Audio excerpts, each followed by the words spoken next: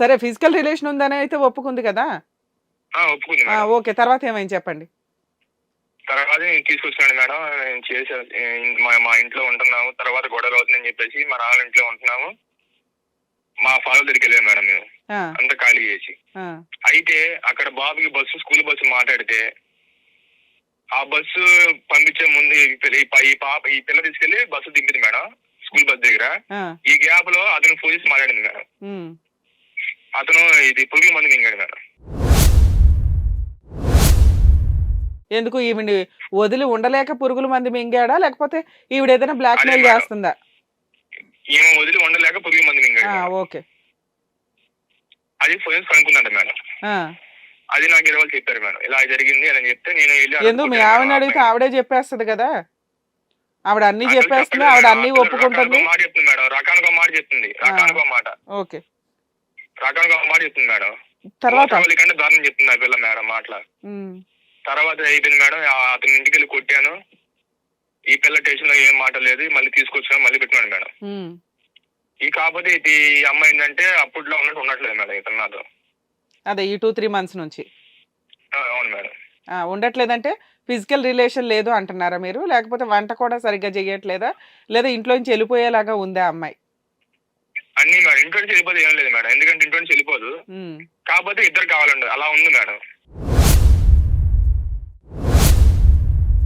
ఆ రోజు వాళ్ళ నాన్న ఎప్పుడు ఫోన్ చేయని వాళ్ళు కూడా చేసి ఈ పిల్లతో ఫిట్ చేసి అన్ని మాట్లాడారు మేడం. నాతో ఫోన్ చేసి బాగానే మాట్లాడారు. ఆ! కానీ ఈ అమ్మాయి మళ్ళీ అతనికి ఫోన్ చేసి మాట్లాడుకుంది.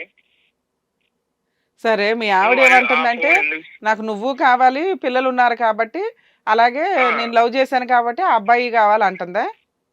ఆ అబ్బాయి కావాలని చెప్పట్లేదు మేడం. నువ్వేగా ఇప్పుడన్నావు, ను- ఇద్దరు అబ్బాయి కావాలంటుందండి అని. అంటే ఆ పిల్ల చేసిన పనులు అలా ఉన్నాయి మేడం. ఆ అమ్మాయి చేసే పనులు అలా ఉన్నాయి. ఇద్దరు కావాలనుకుంటే నేను వెళ్ళిపోమని చెప్తున్నాను మేడం. నువ్వు ఆహా! వెళ్ళిపో, నీ బతుకు నువ్వు బతుకు. ఓకే. మీ నాకు ఆవిడ నాకు ఈ ఇచ్చేసి నేను అక్రమ చూసుకుంటాను. మీ ఆవిడ ఈ అక్రమ సంబంధం, ఆ ఫ్రెండ్‌షిప్ వదులుకోకపోతే, మీరు లీగల్‌గా ప్రొసీడ్ అవ్వడానికి గాని, లేకపోతే ఆ అమ్మాయిని వదిలేయడానికి గాని మీరు రెడీయేనా? ఆ, అవును మేడం. సరే. ఇప్పుడు మీ డౌట్ ఏంటి సార్? ఏం అడుగుదామని మీరు ఫోన్ చేశారు? అంటే మేడం నా కోసమే 3 సార్లు వచ్చింది మేడం.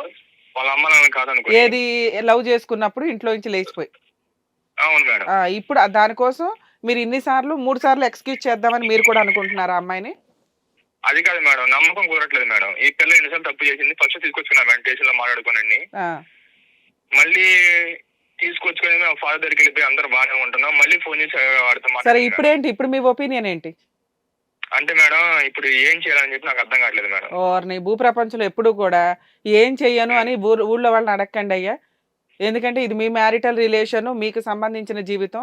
కలిసి ఉండాలా? వద్దా? అనేది నువ్వు మాత్రమే డెసిషన్ తీసుకోవాలి. దీనికి పర్యవసానాలు ఎలా ఉంటాయండి?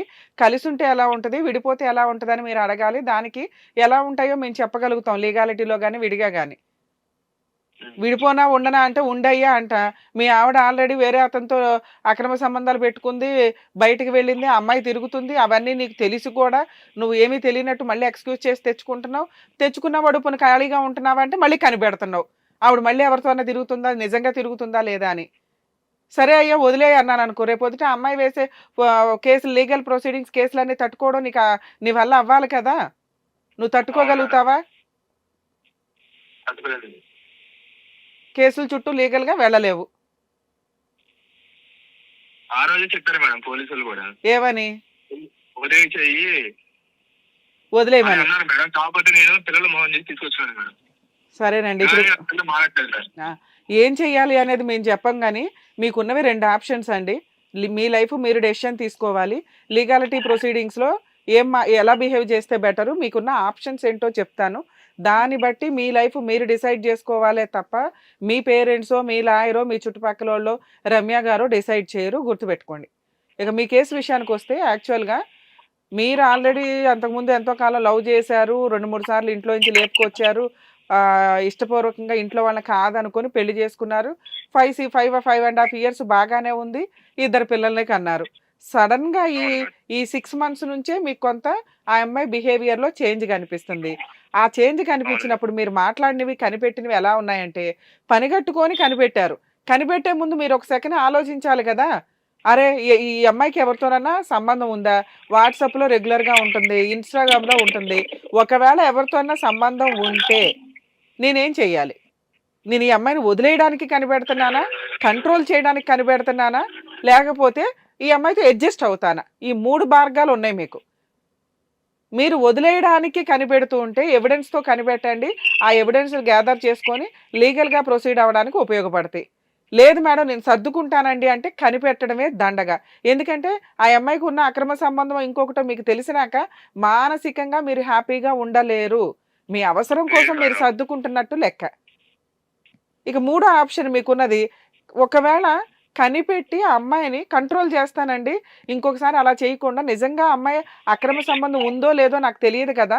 మరి ఈ ప్రాసెస్ కోసం నేను కనిపెట్టడానికి ట్రై చేస్తే ఉంది అని నిజంగా తెలిసిపోయింది. ఆ అమ్మాయి ఆల్రెడీ పాపని తీసుకొని ఆ అబ్బాయితో 3 డేస్ బయటికెళ్ళిపోయింది. 3 డేస్ ఇంట్లో నుంచి లేచిపోయి వెళ్ళిపోయిన అమ్మాయి ఫ్రెష్‌గా వచ్చిందంటే కూడా నేను నమ్మానండి అంటున్నావు. ఇది మరీ మూర్ఖంగా ఉంది నాకైతే.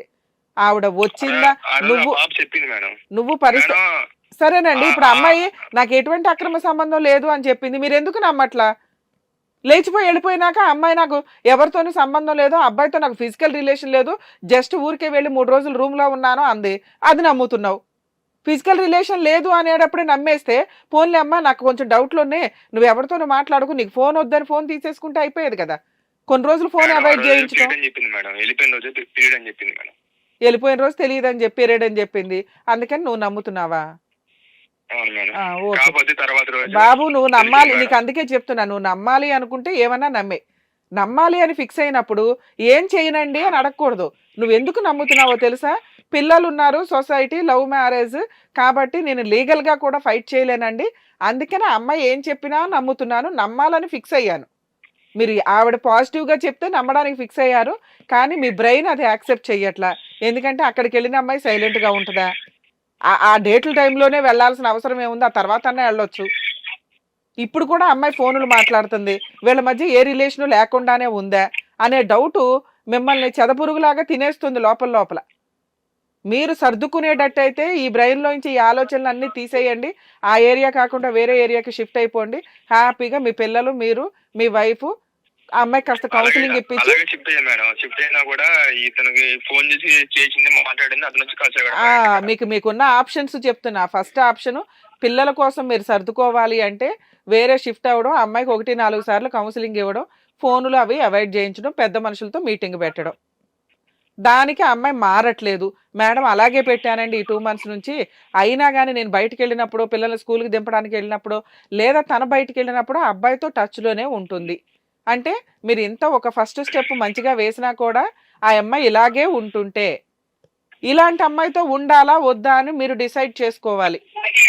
ఒకవేళ వద్దు అనుకుంటే ఈ ఎవిడెన్స్‌లన్నీ ప్రాపర్‌గా పెట్టుకొని పోలీస్ స్టేషన్‌కెళ్ళి ఒక కంప్లెయింట్ ఫైల్ చేయండి. వాళ్ళు తీసుకోరు. తీసుకోకపోయినా మీరు పోలీస్ స్టేషన్‌లో కంప్లెయింట్ ఇస్తే అది ఒక ఎవిడెన్స్‌గా ఉంటది. ఎందుకంటే ఈ అమ్మాయి అలా ఇంట్లో నుంచి వెళ్ళిపోయింది. 3 రోజుల తర్వాత వచ్చింది. భర్త అయినా నమ్మి ఆ అమ్మాయిని ఉంచుకున్నాడు. తీరా చూస్తే ఆ అమ్మాయి మళ్ళీ ఫోనులు చేస్తుంది. వాళ్ళిద్దరూ కలిపి బ్లాక్‌మెయిల్ చేయడానికి అవకాశాలు ఎక్కువున్నాయి. మీ జీవితం నాశనం చేశారు. మీకు చీటింగ్ జరిగింది అని మీరు ఒక కంప్లెయింట్ ఇచ్చారనుకోండి. పోలీసులు తీసుకోకపోయినా వాళ్ళిద్దరిని పిలిచి వార్నింగ్ ఇస్తారు. మీరు పెట్టిన కంప్లెయింట్ ఫర్దర్ కేసులకి ఒక డాక్యుమెంట్ కింద ఉపయోగపడతాయి.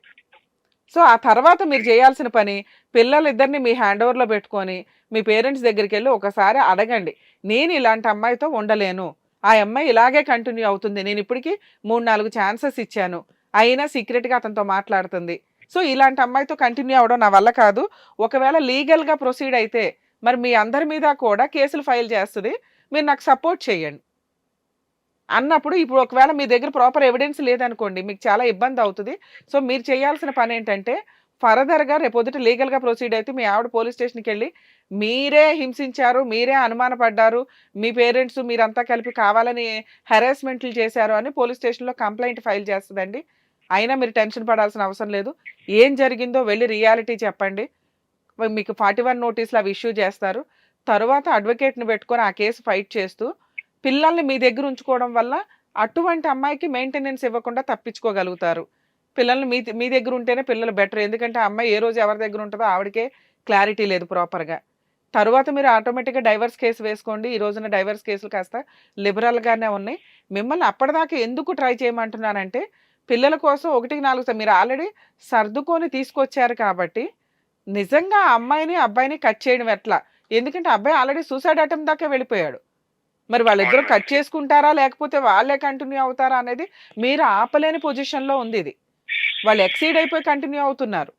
పోనీ మీరు పట్టుకొచ్చారు అప్పుడన్నా భయపడి ఆ అమ్మాయి ఇక నుంచి ఇలాంటి తప్పులు చేయను, నాకు ఇంకొక ఛాన్స్ ఇచ్చాడు నా భర్త అనుకున్న గౌరవం కానీ ఏమీ కానీ ఆ అమ్మాయికి లేదు. ఆ అమ్మాయి మీ మీద కంటే కూడా ఆయన మీద ఎక్కువ ఇంట్రెస్ట్ చూపిస్తుంది. అలాంటి అమ్మాయిని మీరు బలవంతంగా కావాలి అని మీరు ఎంత సర్దుకుంటున్నా కూడా ఆవిడ వెళ్ళిపోయి కేసులు పెట్టాలి అనుకుంటే మీరేమీ చేయలేరు.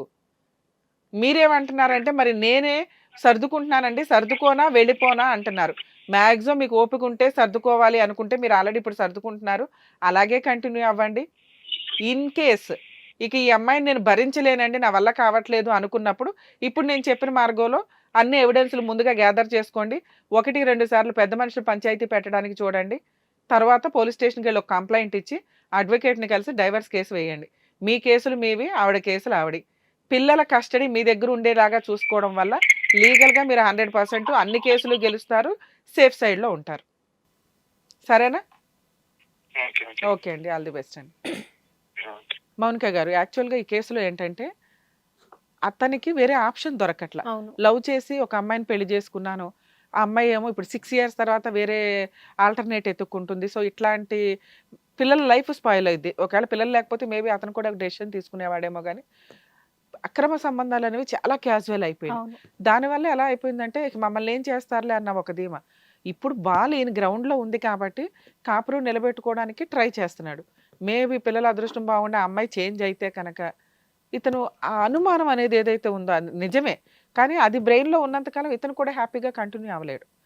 సో ఒకవేళ ఆ అమ్మాయి జరిగిన తప్పేదో జరిగింది ఇక నుంచి చెయ్యను అని మారి ఆ అమ్మాయి అలా కంటిన్యూ అవుతుంటే ఇతను ఒక ఛాన్స్ ఇవ్వడం బెటర్ ఆ అమ్మాయికి. అలాగే ఈయన బ్రెయిన్లో ఉన్న ఆలోచన విధానం, చేసిన తప్పులు పూర్తిగా క్షమించేయడం. అవసరం కోసం తెచ్చుకోవడం వేరు, పూర్తిగా క్షమించేయడం వేరు. క్షమిస్తేనే ఇతను హ్యాపీగా ఉండగలడు. అవును. ఇక లేదు ఆవిడ అలాగే కంటిన్యూ అవుతుందంటే అలాంటి అమ్మాయితోటి ఈయన రెగ్యులర్గా కంటిన్యూ చేయడం జరిగే పని కాదు.